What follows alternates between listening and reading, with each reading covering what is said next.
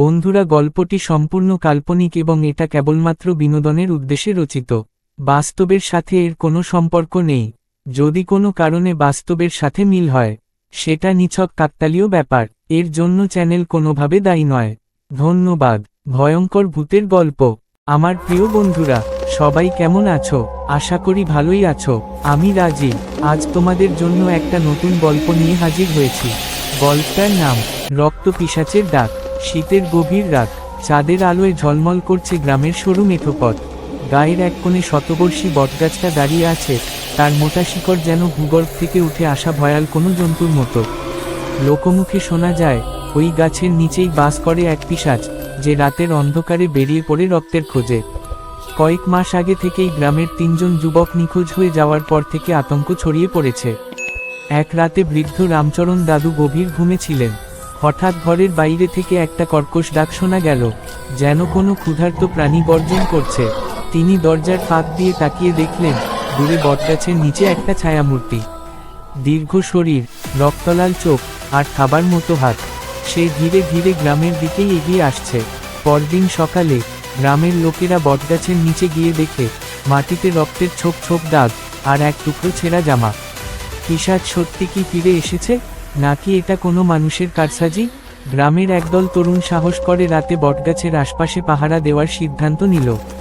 তারা হাতে লাঠি আর মশাল নিয়ে দাঁড়িয়ে রইল। রাত বাড়তে থাকলো, চারপাশ নিস্তব্ধ। হঠাৎ বাতাস যেন থমকে গেল। একটা ভৌতিক শীতল অনুভূতি গ্রাস করল সবাইকে। ঠিক তখনই কুয়াশার মধ্যে এক কালো অবয়ব দেখা গেল। বিশাল কালো ছায়া, লম্বা দাঁত, আর হাত দুটো বিকৃতভাবে মোচড়ানো। মুহূর্তের মধ্যে তরুণদের মধ্যে একজন চিৎকার করে উঠল, কারণ সে অনুভব করল কিছু একটা তার ঘাড়ে কামড় বসিয়েছে। ওঝা আসার পর এক বৃদ্ধা সামনে এসে কাঁদতে কাঁদতে বললেন, এটা নতুন কিছু নয়। এই পিশাচ জন্ম নিয়েছিল 100 বছর আগে, এক অভিশপ্ত সাধকের অভিশাপে। বৃদ্ধা জানালেন, অনেক বছর আগে এই গ্রামে এক সাধু এসেছিলেন, যিনি তন্ত্রমন্ত্র সাধনা করতেন। গ্রামের এক লোভী জমিদার তাকে অপমান করে তার আশ্রয় কেড়ে নেয় এবং তার অনুগামীদের হত্যা করায়। সেই সাধু ক্রোধে জমিদারকে অভিশাপ দেন, তোমার বংশধরদের রক্তে জন্ম নেবে এক শয়তান, যে চিরকাল এই গ্রামের রক্ত চুষবে। সেই রাতেই জমিদারের ছোট ছেলেটি নিখোঁজ হয়ে যায়। কয়েক মাস পর তার বিকৃত, অর্ধগলিত দেহ বটগাছের ডালে ঝুলতে দেখা যায়।